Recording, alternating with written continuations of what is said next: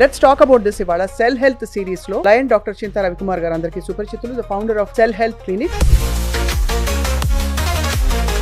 ఎందుకు ఇంత డయాబెటీస్ పెరిగిపోయింది సార్? మనం తినేది అన్నము, ఆకుకూరలు. డయాబెటిక్ ఎందుకు అవుతున్నాము అంటే తినే ఆహారం నుంచి స్మాల్ ఇంటెస్టైన్ గ్లూకోజ్ కింద కన్వర్ట్ చేస్తుంది, చేసి రక్త ప్రవాహంలోకి వదులుతుంది. ప్యాంక్రియాస్ లో ఉన్న బీటా సెల్స్ ఇన్సులిన్ తయారు చేస్తుంది, మదర్ ఫ్యాట్. అది వచ్చి ఎక్సెస్ గ్లూకోజ్ మిగిలిన దాన్ని లివర్ కి చెప్పి ఫ్యాట్ కింద మారుస్తుంది. ఈ ఫ్యాట్ సెల్స్ అన్ని కూడా నిండిపోయిన తర్వాత అక్కడ కలిపి స్వీట్లు, పెళ్లి భోజనం తినేస్తే కూడా డయాబెటీస్ ఉన్న వాళ్ళు ఎస్పెషల్లీ వాళ్ళకి మొత్తం గాడి తప్పిపోతున్నారు. ఇజ్ ఇట్ అంత తొందరగా అయిపోతుంది sir?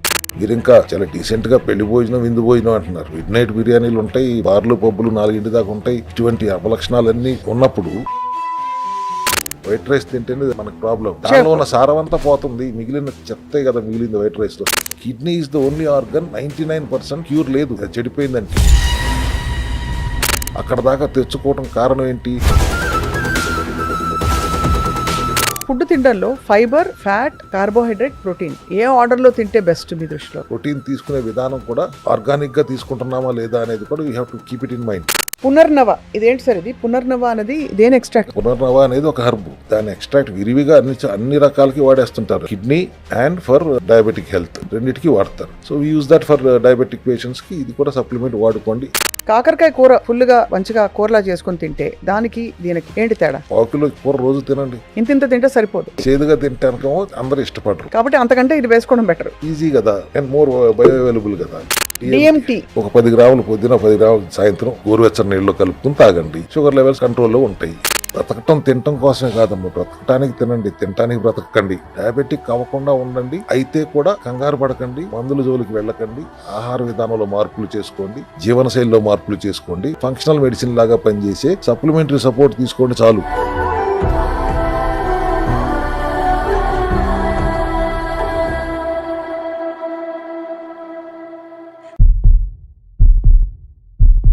Welcome to Suman TV. And ఇవాళ మనం సెల్ హెల్త్ సిరీస్ లో 6వ ఎపిసోడ్కి వచ్చాం. చాలా ఇంపార్టెంట్, బహుశా సర్వసాధారణంగా మనకు కనిపించే ఒక విషయం గురించి మాట్లాడబోతున్నాం. భారతదేశం వరల్డ్ లో డయాబెటీస్ క్యాపిటల్ అని చెప్తున్నారు.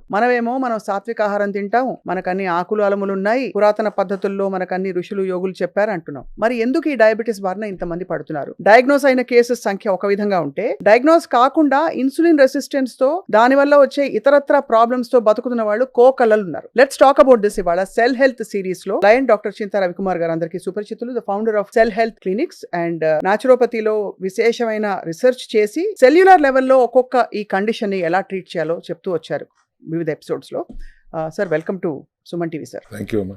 Diabetes is a very common word. Diabetes వల్ల వచ్చే ఇంకా బ్రహ్మరాక్షసులు ఇంకా చాలా ఉన్నాయి. ఎందుకు ఇంత డయాబెటీస్ పెరిగిపోయింది సార్? మనం తినేది అన్నము, ఆకుకూరలు, ఇంకా అవి ఇవి అని చెప్పుకుంటాం. దాని గురించి అడ్రస్ చేసే ముందు కొద్దిగా కాంట్రవర్సీ కానీ let me tell you, 10 years back HbA1c 7.0 pre diabetic అనేవారు.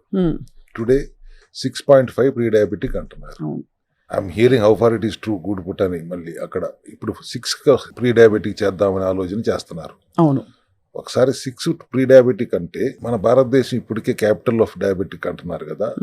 6 is ప్రీ డయాబెటిక్ అన్నారంటే 90% ప్రీ డయాబెటిక్ లోకి వెళ్ళిపోతున్నారు. ఖచ్చితంగా. So why it was 7.5 then, why it came down to 7, then it came down to 6.5. ఇప్పుడు మళ్ళీ 6 అవబోతుంది అని ఎందుకు భయపెడుతున్నారు అనేది ఒక ప్రశ్న.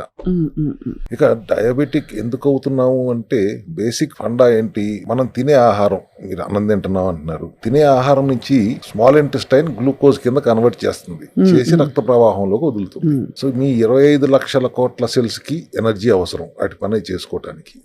అది గ్లూకోజ్ నుంచి తీసుకోవాలి. అవును. సో ప్యాంక్రియాస్ లో ఉన్న బీటా సెల్స్ ఇన్సులిన్ తయారు చేస్తుంది, మదర్ ఫ్యాట్. అవును. అది వచ్చి సెల్ మెంబ్రెయిన్ ఓపెన్ చేసి గ్లూకోజ్ ని సెల్స్ లో నింపుతుంది. ఎక్సెస్ గ్లూకోజ్ మిగిలిన దాన్ని లివర్ కి చెప్పి ఫ్యాట్ కింద మారుస్తుంది, ట్రైగ్లిజరైడ్స్ కింద మారుస్తుంది. అవును కదా. సో ఎక్సెస్ ట్రైగ్లిజరైడ్స్ కింద ఎక్కడ ఉంటుంది? ఫ్యాట్ సెల్స్ లో ఉంటుంది, ఎడిపోస్ టిష్యూస్ అంటాం. ఈ ఫ్యాట్ సెల్స్ అన్ని కూడా నిండిపోయిన తర్వాత ఎక్సెస్ గ్లూకోజ్ ఇంకా రక్తంలో ఉన్న దాన్ని మనం టైప్ 2 డయాబెటీస్ అంటాం. కరెక్ట్ కదా. టైప్ 1 డయాబెటీస్ ఇస్ డిఫరెంట్, అది autoimmune condition. Pancreas almost dead అయ్యింది, ఇన్సులిన్ జనరేట్ అవ్వట్లేదు, చిన్నపిల్లలు ఎక్కువ వస్తుంది. ఆ కండిషన్ అడ్రస్ చేయడం డిఫరెంట్ గా మాట్లాడదాం. ఇప్పుడు టైప్ 2 డయాబెటీస్ లో ఇది కండిషన్. ఇప్పుడు ఎక్సెస్ గ్లూకోజ్ బ్లడ్ లో ఉండిపోయింది, బాడీ యూజ్ చేసుకోలేకపోతుంది, ఇన్సులిన్ కూడా ఇంకేం చేయాలో తెలియదు, తెలిసిందంతా చేసేసింది. ఆ కండిషన్ లో బయట నుంచి గ్లూకోజ్ ఇవ్వద్దు అనేది ఒక మెకానిజం, మేజర్ మెకానిజం అదే కదా సార్. గ్లూకోజ్ ఇవ్వట్లేదు కాబట్టి ఇన్సులిన్ కూడా ఇవ్వద్దు. ఎప్పుడు దాకా ఇవ్వద్దు? శరీరంలో ఉన్న ఆ ట్రైగ్లిజరైడ్స్ అన్నిటిని సెల్స్ వాడుకునే వరకు, ఆ ఫ్యాట్ ని వాడుకునే వరకు అంటారు కదా మెకానిజం. అంతే. బట్ నేనేమంటానంటే ఫ్యాట్ ని వాడటం కాదు కదా, ట్రైగ్లిజరైడ్స్ ఎట్లా వచ్చినాయి? ఎక్సెస్ గ్లూకోజ్ ని కదా లివర్ ట్రైగ్లిజరైడ్స్ కింద కన్వర్ట్ చేసింది. ఇప్పుడు అదే ప్యాంక్రియాస్ గ్లూకాగాన్ అనే హార్మోన్ ని తయారు చేస్తే అది ఫ్యాట్ ని, ఆ ట్రైగ్లిజరైడ్స్ ని ఫ్యాటీ యాసిడ్స్ కింద బ్రేక్ చేస్తే గ్లూకోనియోజెనిసిస్ అనే ప్రక్రియ ద్వారా మళ్ళీ లివరే దాన్ని గ్లూకోజ్ కింద కన్వర్ట్ చేసి సెల్స్ కి ఇస్తుంది. అవును. థియరీ దాకా మనం వింటుంది వేరు. Triglycerides are also glucose, not fat. అంతే కదా. Temporarily it got converted into triglycerides, and when it is needed it is again converting back into cells కావాల్సిన శక్తి కింద మార్చుకుంటానికి. అంటే ఫిక్స్డ్ డిపాజిట్ లాంటిది అంతే. అది కానీ అది చాలా బ్యాడ్ ఫిక్స్డ్ డిపాజిట్. ట్రైగ్లిజరైడ్స్ ఎక్కువగా ఉన్నప్పుడు ఫుడ్ మానే ఇది చేసి అది చేసి అని చెప్తారు. హార్ట్ మీద ఇంపాక్ట్ పడటానికి చాలా ఎక్కువ స్కోప్ ఉంటుంది. Your heart is not because of cholesterol, it is because of more triglycerides ఉంటే. అదర్వైజ్ నెక్స్ట్ స్టేజ్ డయాబెటిక్ అవుతున్నారు. either you are going to become diabetic or more pressure on your heart. అవును. So it is bad. Triglycerides is overloaded triglycerides. మీరు fixed deposit అంటున్నారు, విపరీతంగా లాకర్లో నింపేసుకుంటే అది వెళ్ళి heart కి ప్రాబ్లం అవుతుంది, లేదా డయాబెటిక్ అవుతారు. కరెక్ట్. సో ఇప్పుడు బయట నుంచి గ్లూకోజ్ ఇవ్వట్లేదు కాబట్టి మనం మెటబాలిజం మార్చారు అనే దానికి హాఫ్ కరెక్ట్, హాఫ్ రాంగ్ అంటాను. Triglycerides are not directly fat, it is converted into fat. అవును. మీరు బయట నుంచి గ్లూకోజ్ ఇవ్వట్లేదు కాబట్టి మెటబాలిజం మారినట్టు లెక్క. అవును, అంతే. సో బయట నుంచి గ్లూకోజ్ 100 రోజులు ఇవ్వరు. ఫర్ ఎగ్జాంపుల్ ట్రైగ్లిజరైడ్స్ అన్ని వాడేసుకునే వరకు మీరు బయట నుంచి ఇవ్వరు, తర్వాత బయట నుంచి ఇస్తారు. అవును. సో మళ్ళీ వస్తుంది. టెంపరీగా తగ్గింది మీ HbA1c, 5.6కి తీసుకొచ్చి పెట్టేశాం, 100 రోజులు ఫ్యాట్ ని మెటబాలిజం మార్చేసాం, ఫ్యాట్ మెటబాలిజంలోకి వచ్చేసాం అని అనుకుంటాం మనం. నేను కూడా అది కొంతకాలం నిజమని నమ్మాను, ఆ మెకానిజమే కరెక్ట్ అనుకున్నాం. మళ్ళీ ఎందుకు వస్తుంది అని ఆలోచించినప్పుడు దిస్ మెకానిజం ఇస్ టెంపరీ. అంతే. 3 months చేస్తారు, 3.5 months చేస్తున్నారు, కంట్రోల్, షుగర్ కంట్రోల్ తెచ్చేసుకుంటున్నారు. అవును. అండ్ దెన్ మళ్ళీ గ్లూకోజ్ తింటున్నారు, మళ్ళీ తెచ్చుకుంటున్నారు. కాంప్లెక్స్ కార్బ్స్ తింటే అది కన్వర్ట్ అవ్వడంలో కొంచెం టైం తీసుకుంటుంది కాబట్టి ఇంకొంచెం బెటర్ సోర్స్ అంటారు. But once it gets converted to glucose అంతా ఒకటే అంటారు. How to sustain remission, long standing remission ఎట్లా రావాలంటే ఏం చేయాలి అనే దాని మీద we started our research on it. Glucose total గా ఆపేసినందువల్ల టెంపరీగా తగ్గుతుంది. అసలు గ్లూకోజ్ టోటల్ గా ఆపకుండా మీరు అన్న కాంప్లెక్స్ కార్బ్స్ తో కంటిన్యూ చేస్తే, టాబ్లెట్లు ఇవ్వకుండా మెట్ఫార్మిన్ ఇస్తారు జనరల్ గా అలోపతిలో. అవును. బ్లడ్ షుగర్ కంట్రోల్ అవుతుంది కానీ ఇన్సులిన్ రెసిస్టెన్సీ పెంచుతుంది. చాలా డేంజరస్ స్టేట్మెంట్ ఏమి ఇవ్వలేదు. దాని వల్ల చూడండి లాట్స్ ఆఫ్ సైడ్ ఎఫెక్ట్స్, చివరికి కిడ్నీ డ్యామేజ్ అయ్యేదాకా వెళ్తుంది. లాంగ్ యూజ్ ఆఫ్ ఇన్సులిన్ కానీ, టాబ్లెట్ ఇచ్చినా, కాంబినేషన్ డ్రగ్ ఇచ్చినా, ఇన్సులిన్ ఇచ్చినా, హైయర్ డోసేజ్ ఆఫ్ ఇన్సులిన్ ఇచ్చినా, ఆ తర్వాత వాళ్ళకి ఇంకేం చేయాలో తెలియదు. సో అటువంటి స్టేజ్ లో వూండ్ హీలింగ్ కూడా తగ్గిపోతుంది. గ్యాంగ్రీన్ లాంటి బ్లడ్ సర్క్యులేషన్ తగ్గిపోయి రకరకాల ఏళ్ళు కాళ్ళు తీసేయటం అన్ని చూస్తున్నాం. కరెక్ట్. సో అట్లా కాకుండా how to manage this diabetes without totally inhibiting glucose. మీరు అప్పుడు కూడా ఈ మెకానిజం లో కూడా గ్లూకోజ్ ఇన్హిబిట్ చేసేటప్పుడు కూడా యూ కాంట్ 100% ఇన్హిబిట్. మీరు అన్నట్టు కూరగాయల్లో కూడా కార్బోహైడ్రేట్స్ ఉంటాయి.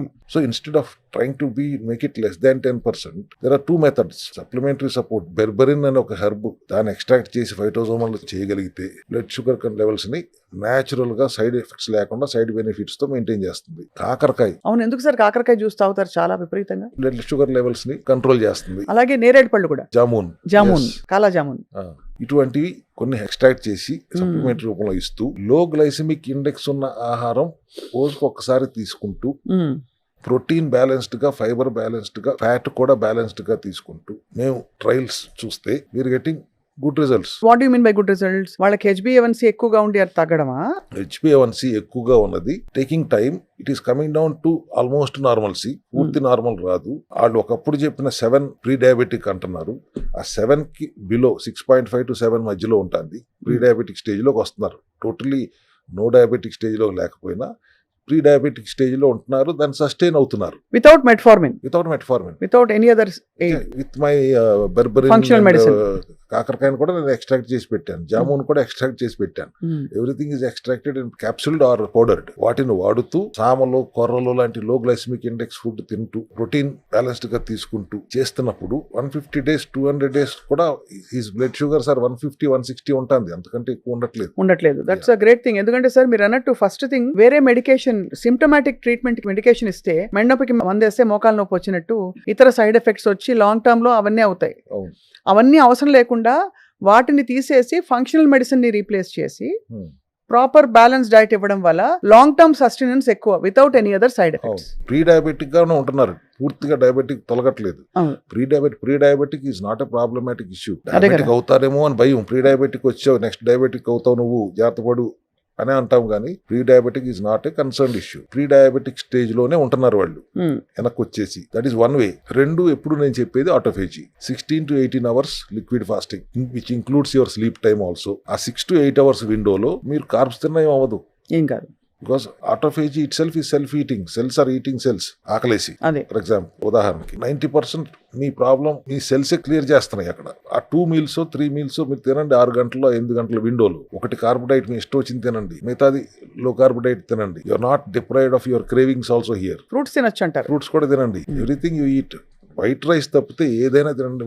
మీరు ఇందాక ఆనందం తింటాం అంతే కదండి అని, వైట్ రైస్ తింటాం అంతే కదండి అని అనలేదే. వైట్ రైస్ తింటేనే మనకు ప్రాబ్లం. దానిలో ఉన్న సారం అంతా పోతుంది, మిగిలిన చెప్తే కదా మిగిలింది వైట్ రైస్ లో, స్టార్చ్ తప్పితే. చాలా ఆశ్చర్యం సార్. చిన్నప్పుడు 3 పూట్ల లంచ్ డబ్బా పొద్దున్న తినేది 8:30కి అన్నం తిని స్కూల్కి వెళ్ళేవాళ్ళం. మళ్ళీ తిరిగి వచ్చాక 3:30 4 ఏదో ఆవకాయ అన్నం తినేవాళ్ళం. మళ్ళీ 7:30కి కార్బ్ బేస్డ్ తినేవాళ్ళం. అప్పుడు అసలు ఏం లేవు కదా సార్, ఇప్పుడు ఎందుకు అంత పెరిగిపోయింది? అప్పుడు ఆర్గానిక్ గా ఉండేది రైస్ అండ్ సింగిల్ పాలిష్ కొట్టేవారు, మొత్తం 3 పాలిష్లు కొట్టి తినేవాళ్ళం కాదు కదా. ఆర్గానిక్ గా ఉండేది, పెస్టిసైడ్స్ లేకుండా పండించేవారు అండ్ సింగిల్ పాలిష్ రైసే తినేవారు. Entire nutritional value is intact in that rice. అప్పుడు అండ్ మోర్ ఓవర్ మనం యాక్టివ్ గా ఉండేవాళ్ళం. సెల్ ఫోన్ లో ఆడుకునేవాళ్ళం కాదు, బయటికి వెళ్ళి ఫిజికల్ యాక్టివిటీతో ఆడుకునేవాళ్ళం. దట్ జనరేషన్ డయాబెటిక్ చాలా తక్కువ ఉంటుంది, ఇప్పుడే చాలా ఎక్కువ పోయింది because of your again sedentary life style and food habits. ఇంకొక technical question I want to understand sir. ఇప్పుడు ఎక్సెస్ గ్లూకోజ్ ట్రైగ్లిజరైడ్స్ గా మారుతోంది అంటారు. ఎక్కువ మనకి డబ్బులు ఉంటే మనం రిచ్ గా ఎలా అయితే ఉంటామో, ఎక్కువ గ్లూకోజ్ బాడీలో ఉంటే ఎక్కువ ఎనర్జీ ఉండాలి కదా, కానీ డయాబెటిక్స్ నీరసంగా ఉంటారు ఎందుకు? ఎక్సెస్ ఎనర్జీ కాదు కదా, అది ఎక్సెస్ ఫ్యాట్ కింద మారుతారు. ఫ్యాట్ కింద మారుతుంటే యాక్సెస్ ఉండదు, దానికి తీసుకోవడానికి యాక్సెస్ లేదు కదా. మళ్ళీ అగైన్ గ్లూకోగాన్ రిలీజ్ అవ్వాలి. Glucagon has to go and break that triglycerides into fatty acids. Then again liver has to do that. ఈ ప్రాసెస్ అంతా జరుగుతున్నప్పుడు నీరసంగానే ఉంటారు. అంతే, అందుకే నీరసం ఎక్కువ అవుతుంది అది. So it's not readily accessible energy. Accessible energy కాదు. అండ్ లోపల ఆల్రెడీ సెల్స్ నిండిపోయి ఉన్నాయి. ఖాళీ అయిన తర్వాత బ్లడ్ లో ఉన్న గ్లూకోజ్ వాడుకుంటానికి ట్రై చేస్తుంది, ట్రైగ్లిసరైడ్స్ వాడుకోవడానికి ట్రై చేయదు. బ్లడ్ లో గ్లూకోజ్ మిగిలి ఉంది కదా, that's why your diabetic. So blood sugar ఉన్నప్పుడు దాన్ని వాడుతుంది. దానికి యాక్సెస్ ఎప్పుడు వస్తుంది? ఇక్కడ గ్లూకోజ్ అంతా అయిపోయిన తర్వాత then glucagon will start doing the process. అది సో అప్పుడు వీక్నెస్ ఉండదు, అప్పుడు దాకా వీక్ గానే ఉంటారు. సివియర్ డయాబెటీస్ ఉన్న వాళ్ళు, అంటే ఇంజెక్షన్స్ తీసుకుని తప్ప వాళ్ళకి నడవదు అనేలాంటి వాళ్ళకి మనకి ఫంక్షనల్ మెడిసిన్ తో అంతవరకు తీసుకురావచ్చా? సివియర్ డయాబెటిక్ అంటే there are 5 types of type 2 diabetes. Type 2 అనగానే ఒకే గాడిని కట్టేయకూడదు. That's what the specialty of Cell Health Clinic. We diagnose it, why that has come. Either it is mild obesity related diabetes, mild age related diabetes, severe insulin deficient diabetes, severe insulin resistant diabetes, drug induced diabetes. ఇది చూసుకోవాలి, ఇది diagnose చేసుకోగలగాలి. దాన్ని బట్టి your supplementation and your life style dietary changes చేసుకుంటాం. అవును. So insulin deficient diabetes ఉన్న వాళ్ళని మనం we have to how to deal with them. Insulin వరదలా ప్రవహిస్తుంది, శరీరం వాడుకోలేకపోతుంది, దాన్ని ఎలా డీల్ చేయాలి, ఈ పారామీటర్స్ తీసుకుంటూ చేయాలి మనం. ఇన్సులిన్ ఎక్కువగా తీసుకున్నా you are not going to control diabetes, అంతే కదా, remove diabetes. You only going to control the sugar levels, blood sugar levels numbers మా కంట్రోల్లో ఉంటాయో కానీ diabetes cannot get controlled. Side effects చాలా వస్తున్నాయి కదా. Immediate side effect is kidney problem వస్తుంది. Kidney is the only organ 99% cure లేదు. దాని చెడిపోయిందంటే, క్రియాటిన్ లెవెల్స్ పెరిగిపోతున్నాయి అంటే డయాలసిస్కి వెళ్తుంది తప్పితే ఇంకో మార్గం లేదు. అక్కడ దాకా తెచ్చుకోవడం కారణం ఏంటి? ఆ సిమ్టమ్ అడ్రసింగ్ ప్రోటోకాల్ వలన. హియర్ మనం రూట్ కాజ్ ని అడ్రస్ చేద్దాం. Will not give any medication, supplementary support తో ఆహారంలో మార్పులు టోటల్ గా ఇన్హిబిట్ చేసి 3 నెలల పాటు చేసేసి తర్వాత మళ్ళీ తినేస్తే ఇచ్చలవిడిగా మళ్ళీ వస్తుంది కదా. అవును. So once you are affected with diabetic you have to be on a sensible fasting and moderate eating. అది కూడా లో గ్లైసెమిక్ ఇండెక్స్ ఈటింగ్ చేయాలి. ఎప్పుడో ఒకసారి తినొచ్చు ఏ పార్టీకి వెళ్ళినప్పుడు, కానీ విచ్చలవిడిగా మళ్ళీ ఎమ్మటే you have to detox your body. నువ్వు ఏదైనా ఎక్సర్సైజ్ చేసావంటే. నేను విన్నదంటే ఏంటి సార్, డీటాక్స్ అన్నారు కాబట్టి మనకి 2 రోజులు అక్కడ కలిపి స్వీట్లు పెళ్లి భోజనం తినేస్తే కూడా డయాబెటీస్ ఉన్న వాళ్ళు ఎస్పెషల్లీ వాళ్ళకి మొత్తం గాడి తప్పిపోతున్నారు. ఇజ్ ఇట్ అంత తొందరగా అయిపోతుంది సార్? ఒక స్వీట్ తింటే ఎందుకు అవుతున్నాము? వీళ్ళు పెళ్లి భోజనానికి వెళ్ళిన తర్వాత విందు భోజనం తిన్నట్టు తినేస్తారు కదా. ఒక్కరోజు తినేద్దాంలే అనుకుని తినేస్తారు. మీరు ఇంకా చాలా డీసెంట్ గా పెళ్లి భోజనం విందు భోజనం అంటున్నారు. మిడ్ నైట్ బిర్యానీలు ఉంటాయి, బార్లు పబ్బులు 4 దాకా ఉంటాయి. ఇటువంటి అపలక్షణాలన్నీ ఉన్నప్పుడు డెఫినెట్ గా ఒక్కరోజు చాలు. అదే to again reverse the problem. అంతే కదా. మళ్ళీ దాని నుంచి బయటకు రావడానికి you need at least another 1 month more time to again saturate చేయడానికి. అంతే కదా. So once your pre diabetic stage లోకి వచ్చిన తర్వాత ఎప్పుడో 1-2 నెలలకు ఒక రోజు you cheat on your self and then again 4-5 days detox your body. Rational గా ఉన్నంత వరకు ఏ ప్రాబ్లం లేదు. ఇర్రేషనల్ గా అయినప్పుడు మాత్రం అగైన్ ఇట్ కమ్ బ్యాక్. ఆ రేషనాలిటీని ఎడ్యుకేట్ చేయటమే సెల్ హెల్త్ ఉద్దేశం. We have to create awareness. ఎవరిని తిట్టాలని మా ఉద్దేశం కాదు, ఎవరిని విమర్శించాలని కాదు. ప్రజలను కూడా విమర్శించడానికి నేను ఇక్కడ కూర్చోలా, వాళ్ళకి అవేర్నెస్ క్రియేట్ చేద్దామని నా ప్రయత్నం. అంతే కదా సార్. ఇప్పుడు అయితే మరి మీరు ఇచ్చే సప్లిమెంట్స్ గురించి మాట్లాడే లోపు సార్, ఈ డయాబెటీస్ టెస్టింగ్ లో మనకి కామన్ గా తెలిసింది ఫాస్టింగ్ షుగర్, ర్యాండమ్ ఒకటి, HbA1c. ఇప్పుడు హోమా ఐఆర్ అనే ఒక టెస్ట్ ని చాలా ప్రామాణికంగా వాడతారు. అంటే మీకు HbA1c నార్మల్ గా ఉంది కానీ మీకు ఇన్సులిన్ ఫాస్టింగ్ ఏదైతే చేస్తారో దానిలో ఎలివేటెడ్ లెవెల్స్ ఉంటే తప్పకుండా ఫ్యూచర్ లో మీకు ఇప్పుడు ఆల్రెడీ మీకు మొదలైపోయింది అని అంటున్నారు. నిజమా సార్? నిజమే కదా. ఇందాకే మీకు చెప్పాను, టాబ్లెట్లు వాడినందువలన నెంబర్స్ మీరు కంట్రోల్లో చేసుకున్నారేమో కానీ ఇన్సులిన్ రెసిస్టెన్సీ పెరిగిపోతుంది. అదే. సో ఇన్సులిన్ రెసిస్టెన్సీ నుంచి ఇన్సులిన్ సెన్సిటివిటీకి తీసుకురావాలంటే ఏం చేయాలి అని ఆలోచన చేయాలి. కానీ ఫాస్టింగ్ బ్లడ్ షుగర్ కూడా I don't consider it important. Random తిన్న తర్వాత 2-3 గంటల తర్వాత చేయించుకుంటారు. అది నార్మల్ ఉందా లేదా, హౌ లో ఇట్ ఈస్, దాన్ని బేస్ చేసుకుంటాం. HbA1c ఎంత ఉంది అనే దానితో పాటు ర్యాండమ్ బ్లడ్ షుగర్ ఎంత ఉంది అనేది రెండు కంపారిటివ్ గా చూసుకుంటూ వెళ్తే it will be safe for everybody. And more over ఇక్కడ ఇంకో మాట చెప్పాలి, 140 వరకు రేంజ్ నార్మల్ అంటారు షుగర్ లెవెల్స్. 100 to 130 అంటున్నారు, 140 కూడా ఓకే అంటున్నారు. ఈ నార్మల్ అని ఎందుకు అంటున్నారు అంటే గ్లూకోజ్ 100-140 ఉంటే నార్మల్ అంటే ఆ గ్లూకోజ్ తో పని ఉందనేగా శరీరానికి. 130 గ్లూకోజ్ ఉంటే దట్ ఈస్ నార్మల్ అంటున్నారు. గ్లూకోజ్ మంచిది కాదు అంటున్నారు, మరి 130-120 నార్మల్ అంటున్నారు. ఎందుకు అంటున్నారు? 120-130 ఎందుకు? శరీరానికి కావాలి. దానికి అనాటమీ ఏం చెప్తాంది, సెంట్రల్ నర్వస్ సిస్టమ్ కి, బ్రెయిన్ కి, రెటీనాకి కంటిన్యూస్ గ్లూకోజ్ ఫ్లో అవసరం. దానికి స్టోరేజ్ కెపాసిటీ లేదు. సో ఈ నార్మల్ అయిన 100 to 120 గ్లూకోజ్ ని ఈ బ్రెయిన్ ఫ్లోకి, సెంట్రల్ నర్వస్ సిస్టమ్ కి, రెటీనాకి ఉపయోగించుకుంటుంది శరీరం. అందుకని అంతవరకు అది నార్మల్ అంటారు. అది దాటితే అవసరం లేనిది పెరుగుతుంది కాబట్టి డయాబెటిక్ అవుతున్నారు మీరు అని. ఎవరన్నా చెప్పారు లేదు, this is why normal, this is normal, ఇక్కడ వరకు నార్మల్ అంటారు. ఎందుకు నార్మల్ అనేది మై అసెస్మెంట్ ఇస్ దిస్. అందుకే కొంచెం విజన్ ఇష్యూస్ వస్తాయి కదా సార్, షుగర్ ఇష్యూ ప్రాబ్లం ఉన్న వాళ్ళకి. ఆ నార్మల్ కూడా లేకుండా లో బ్లడ్ షుగర్ ఉందనుకోండి, విజన్ ఇష్యూస్ వస్తాయి. లో బీపీ అంటారు, షుగర్ లో అవుతుంది, డౌన్ అయిపోతుంది అనే సందర్భాలు మీరు వినే ఉంటారు కదా. షుగర్ డౌన్ అవుతుంది అనే సిచ్యువేషన్ లో వచ్చినప్పుడు మీకు ఆ విజన్ ఇష్యూస్ వస్తుంటాయి. అప్పుడు సడన్ గా స్వీట్ పెట్టేయండి అని కూడా అంటుంటారు. హైపోగ్లైసిమా సార్. ఇవి చూస్తున్నాం, మీరు ఎక్స్ట్రాక్ట్స్ చెప్పారు. పునర్నవ ఇదేంటి సార్? ఇది పునర్నవ అనేది దేని ఎక్స్ట్రాక్ట్? ఇది కదా, పునర్నవ అనేది ఒక హర్బ్. అవును. దాని ఎక్స్ట్రాక్ట్ విరివిగా అన్ని రకాలకి వాడేస్తుంటారు. అలోపతి వాడుతున్నారు తెలియదు కానీ హోమియోపతి, ఆయుర్వేద, న్యాచురోపతి అందరూ వాడతారు. For kidney and for diabetic health రెండింటికి వాడతారు. Why should we leave it there? మేము కూడా వాడేద్దాం. మాది హోలిస్టిక్ ఇంటిగ్రేటెడ్ అప్రోచ్. ఒక న్యాచురోపతి అంటారా? No, mine is advanced naturopathy. Cell Veda అంటాను, ఆయుర్వేద కాకుండా మాది సెల్ వేద అంటాను, more precise. So we use that for diabetic patients కి. ఇది కూడా సప్లిమెంట్ వాడుకోండి. ఇది ఫంక్షనల్ మెడిసిన్ తప్ప it's not for normal healthy people కి ఏం కాదు. అవసరం లేదు. పునర్నవ అవసరం లేదు. సో ఇది ఒక హర్బ్. అండ్ దీన్ని ఎంతకాలం సార్? ఇది కూడా అంటే 100 రోజులు వాళ్ళ రెజిమెన్ అయిన తర్వాత you may choose to continue or not, అంతేనా? ఈ ఒక్క చోట నేను 100 days అనను. This has to be continuous maintenance. So these supplements can be taken at least for 6 months తీసుకుంటూ మధ్యలో ఒక 2 months బ్రేక్ చేస్తూ అట్లా కంటిన్యూస్ గా ఆ సప్లిమెంట్ సపోర్ట్. సైడ్ బెనిఫిట్స్ కానీ సైడ్ ఎఫెక్ట్స్ ఏ ఉండవు కదా. It's good for health. Berberine అనే ఎక్స్ట్రాక్ట్ ఉంటుంది, that's very good for sugar. Cancer కే వాడుతుంటారు దాన్ని. సెల్మెట్ అని పెట్టారు సార్. బర్బరిన్ అయినా సార్ ఇది? బర్బరిన్ extract.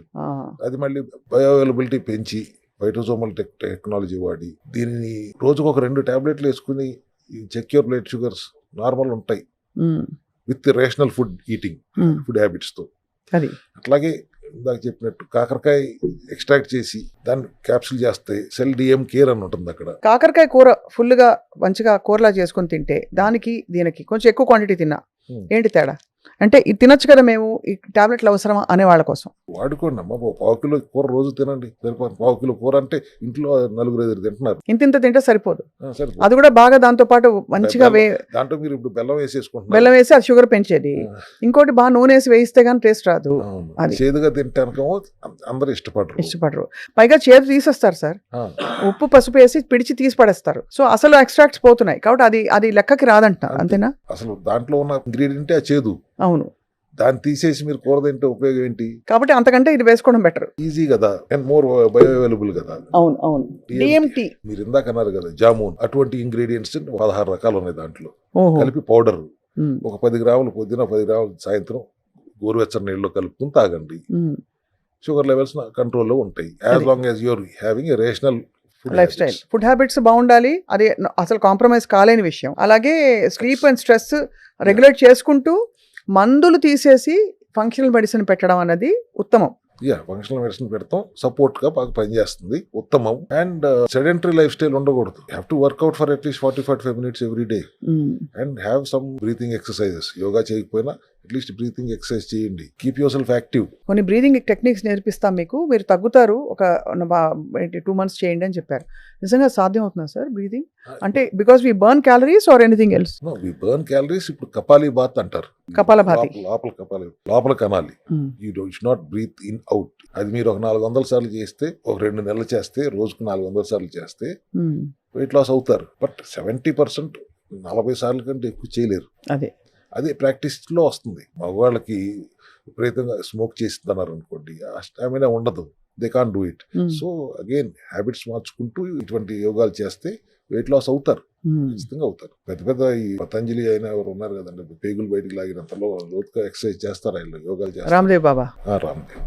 So you have to follow proper life style. ఒక డైకోటమీ నేను చూశాను సార్, ఒక పరస్పర విరుద్ధమైన విషయం. డయాబెటీస్ వచ్చిన వాళ్ళు, బాగా బక్క చిక్కిపోయిన వాళ్ళు ఏమైందంటే ఈ మధ్య షుగర్ వచ్చిందంటారు, అంటే వాళ్ళు సన్నగా ఉంటారు. ఇంకోవైపు డయాబెటీస్ వల్ల మనకి పొట్ట చుట్టూ ఫ్యాట్ కూడా వస్తుంది, బాగా లావ్ అయిపోతారు కూడా విన్నాం. ఏది కరెక్ట్? 2 కరెక్టా? జనరల్ గా సన్నబడిపోతారు డయాబెటిక్ వచ్చిన వాళ్ళు. లావ్ అయిన తర్వాత డయాబెటిక్ అవుతారు. ట్రైగ్లిజరైడ్స్ వచ్చి మీ ఫ్యాట్స్, ఎడిపోస్ టిష్యూస్ అన్ని నిండిపోయిన పరిస్థితిలో you are becoming obese, then you are becoming diabetic. All your adipose tissues are full, then ఇంకా glucose is left in the blood, that is your obese stage.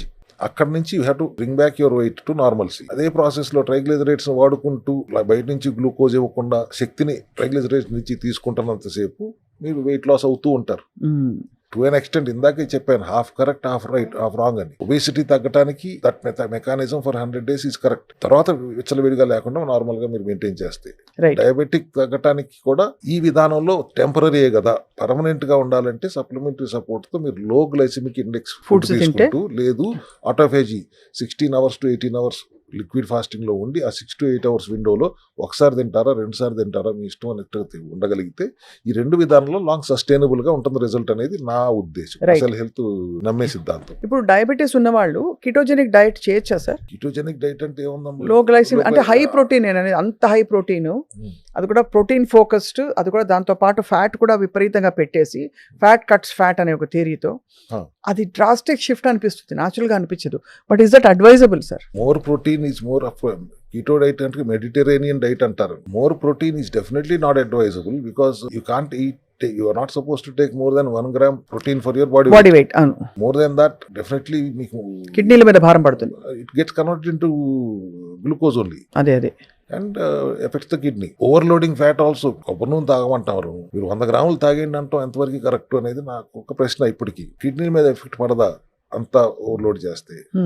Caprylic, monolauric, medium chain fatty acids ఉన్నాయి, ఇంకెక్కడ దేంట్లోనూ ఉండవు. తక్కువ వేడితో చక్కగానుగులో కొబ్బరి కురుడి నుంచి తీసింది వాడితే మంచిది. 20-30 grams. ఇప్పుడు నేను చెప్పే విధానంలో ఆటోఫేజీలో కానీ లో గ్లైసిమిక్ ఇండెక్స్ విధానంలో 20-30 grams కంటే ఎక్కువ కొబ్బరి నూనె వాడద్దు. మీరు కీటో డైట్ లో ఉన్నప్పుడు ఫ్యాట్ ఎక్కువ తీసుకుంటున్నప్పుడు బరువు తగ్గరు. సో డీటాక్స్ చేయడం కోసం ఒక వారం రోజులు ఎక్కువ తీసుకోండి, తర్వాత తక్కువ తీసుకోండి అని ఒక మెకానిజం నడుస్తుంది. To an extent that is పని కూడా చేస్తుంది. అంతే. తగ్గిన తర్వాత మళ్ళీ ఎందుకు పెరుగుతున్నాము అన్నది క్వశ్చన్. అదే. సో అంత ఓవర్లోడ్ ఆఫ్ ఫ్యాట్ వచ్చినప్పుడు నీ లివర్ తట్టుకోగలగా, అవును. కొద్దిగా అటు ఇటు కొన్న లివర్ కూడా ఇబ్బంది పడుతుంది కదా. సో ఫ్యాటీ లివర్ గా మారే ప్రమాదం ఉంది కదా. సో కొంత ఫ్యాటీ లివర్ అంటే లివర్ అంతా ఫ్యాట్ తో నిండినట్టు కాదు కదా. 10% 20% లివర్ ఫ్యాట్ ప్రాసెస్ అవ్వకుండా లివర్ లో ఉండిపోతుంది. ఆ స్టేజ్ లో మనం అడ్రస్ చేస్తాం సెల్ హెల్త్ క్లినిక్ లో, నో ప్రాబ్లం. అడ్రస్ చేయకపోతే దాని ఫైబ్రోసిస్ కింద సిరోసిస్ కింద మారిందంటే మనం ఏం చేయగలం? లివర్ 500 రూపాయలు చేయాల్సిన లివర్ దాని మీద అంత లోడ్ వేసేస్తే అది చేయలేకపోగా అది 95 పైసలు చచ్చిపోయినా కూడా రికవర్ అవ్వగలదు అనే దానికి ఒక మంచి పేరు అందరూ చెప్తారు. దాన్ని లోడ్ వేయకుండా దాన్ని వదిలేస్తే అది రికవర్ అవుతుంది. So that way overloading of fat is also not correct అనేది మై రైట్. బ్యాలెన్స్ చాలా అవసరం. సార్, ఫుడ్ తినడంలో ఫైబర్, ఫ్యాట్, కార్బోహైడ్రేట్, ప్రోటీన్ ఏ ఆర్డర్లో తింటే బెస్ట్ మీ దృష్టిలో? అంటే అది అబ్జార్ప్షన్లో అమాంతం ఫుల్ లోపల నుంచి తీవ్రమైన రియాక్షన్స్, ఇన్సులిన్ అలా షుగర్స్ బాగా స్పైక్ అప్ అయిపోకుండా ప్రోటీన్ బ్యాలెన్స్డ్ గా ఉండాలి. 1 gram per your body weight. అంటే రోజు ఒక 70 కిలోలు 60 కిలోలు అనుకోండి సార్, 60 గ్రాముల ప్రోటీన్ పడాలి. 60 గ్రాముల ప్రోటీన్ అంటే మనకి దగ్గర ఒక డజన్ కోడిగుడ్లు నిజం చెప్పాలంటే. 5-6 గ్రాములు ప్రోటీన్ ఉంటుంది ఒక గుడ్డులో. కాబట్టి 12 కోడిగుడ్లు అయినా తినాలి, దాని ఈక్వలెంట్ అయినా తినాలి. లేకపోతే నాన్ వెజిటేరియన్ అయితే మరి మష్రూమ్స్, ప్రోటీన్, ఆకుకూరలు వీటి నుంచి తీసుకోవాలి. అంతే. నాన్ వెజిటేరియన్స్ అయితే ఇప్పుడు 250-300 గ్రామ్స్ ఫిష్ తింటే you will get about 50 grams of carb, 50-55 grams of carb. ఒక 250 గ్రామ్స్ చికెన్ తిన్నా any non vegetarian will give you about 250 grams of protein. But అంత ఎక్కడ తింటాం? కిలో కొనుక్కొని ఇంట్లో అందరు తిని మళ్ళీ రాత్రి ఫ్రిడ్జ్ లో పెట్టుకుంటారు మర్నాడు తినడానికి. ఎందుకంటే పైగా దాంతో ఇంకా సర్వ అవలక్షణాలు వస్తాయి. ఇంత నూనె పోస్తారు, ఉప్పు, కారం, అంతా మసాలాలు, ఇంకా వేరే ఇష్యూస్ వస్తాయి. Another problem is quality of that. గుడ్లు ఎట్లా పెరిగినాయి, హార్మోన్ ఇండ్యూస్డ్ ఉంటాయి. కోళ్ళు ఎట్లా పెరిగినాయి, 8 వారాల్లో పెరగాల్సింది 4 వారాల్లో ఎట్లా 2 కిలోలు అయిపోతుంది. It is definite quality of the protein also is not in our hands today. అంతే. So we have to be rational and protein తీసుకునే విధానం కూడా ఆర్గానిక్ గా తీసుకుంటున్నామా లేదా అనేది కూడా we have to keep it in mind. అంతే కదా సార్. అండ్ ఫైబర్ కూడా కాంప్లెక్స్ కార్బ్సే కదా. కార్బ్ లో fibre is a complex material, more of మీకు డైజెషన్ కి ఇంప్రూవ్ చేస్తానికి ఉపయోగపడుతుంది, పీచు పదార్థాలు కాబట్టి. ఫ్యాట్ కూడా మోడరేట్ గా తీసుకోండి. Carb should be complex. అది. ఈ ప్రశ్న ఎందుకు అడిగానంటే సార్, మామూలుగా వెస్టర్న్ కంట్రీస్ లో పిజ్జాలు, బర్గర్లు మనకు వచ్చేసాయి, పాశ్చాత్య సంస్కృతి వచ్చి అందరు చెప్తుంటారు. వెస్టర్న్ కంట్రీస్ లో పిజ్జాలు, బర్గర్లు స్టేపుల్ ఫుడ్ దాదాపు. వాళ్ళకి bread is their staple food కదా. And it's mostly made of wheat or derivatives of basic అంటే మైదా, రిఫైన్డ్ వీట్ తో చేస్తారు. అలాంటిది డయాబెటీస్ మనకు వచ్చింది, వాళ్ళు డయాబెటీస్ క్యాపిటల్ అమెరికా కాదు కదా. డయాబెటిక్ క్యాపిటల్ కాదంటే అక్కడ పాపులేషన్ మన పాపులేషన్ కంపేర్ చేసుకున్నాం. అలా అంటారా? ఒబేసిటీ క్యాపిటల్ ఏదైనా ఉంటే వెస్టర్న్ కంట్రీస్ 70% ఆర్ ఒబేస్ కదా అక్కడ. అవును, over weight, definitely over weight and obese, correct. Because of junk only. వాళ్ళకి ఇది లైఫ్ స్టైల్ లో పార్ట్ అయిపోయింది. అది మనం ఇప్పుడు ఇంపోర్ట్ చేసుకుని ఇక్కడ మనం కూడా వాడేస్తున్నాం వాటి విరివిగా. అవును. Which is something which has to be addressed.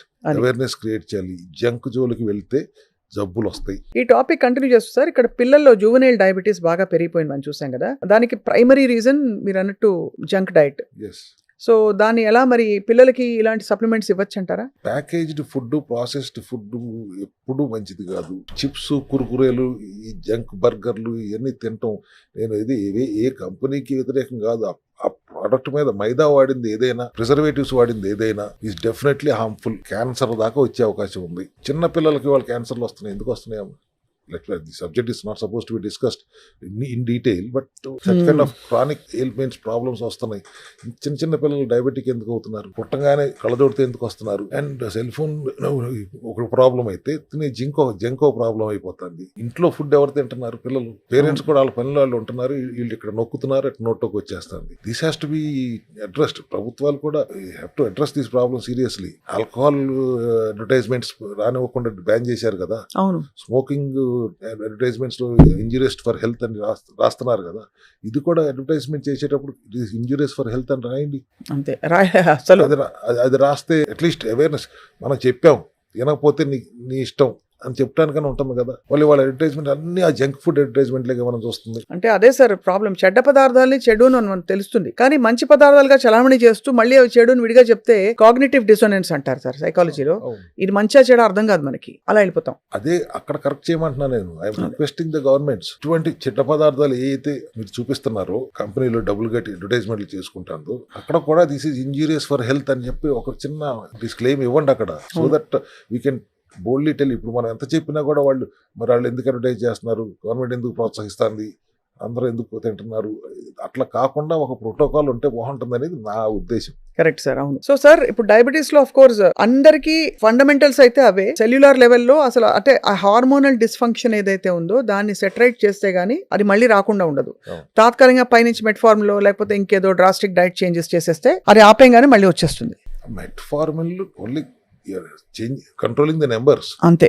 It's not going to do anything. It has nothing to do with insulin resistance. అది అట్లాగే ఉంటుంది. మీ నెంబర్స్ కంట్రోల్లో ఉంచుతుంది అంతే. అలోపతి అంటే నాట్ ట్రైంగ్ టు క్రిటిసైజ్. ఒకసారి షుగర్ వచ్చిందంటే జీవితాంతం మందులు వాడాలి కదా.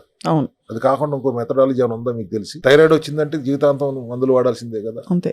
అట్లా కాకుండా మందులు వాడాల్సిన అవసరం లేకుండా మీ ఆహార విధానంలో మార్పులు చేసుకుంటూ, లైఫ్ స్టైల్లో మార్పులు చేసుకుంటూ జీవితాంతం షుగర్ సమస్యలు లేకుండా చేసుకునే విధానం ఉంది అన్నప్పుడు దాని గురించి ఒకసారి ఆలోచించాలి కదా ప్రతి ఒక్కరు. అవును సార్, అవును, అంతే కదా. సరే, ఈ మందులతో పాటు ఇంకా వేరే ట్రీట్మెంట్స్ ఏమైనా సపోర్టివ్ గా మీ దగ్గర ఉంటాయా? లైక్ ఈ ఆక్సిజన్ థెరపీలు ఇవన్నీ డూ దే హెల్ప్? కోలన్ క్లెన్స్లు డూ దే, అంటే గట్ హెల్త్ ఇంప్రూవ్ అవుతే కూడా మనకి బెటర్ డైజెషన్ ఉంటుంది, బెటర్ అసిమిలేషన్ ఆఫ్ ఫుడ్ ఉంటుంది అంటారు కదా.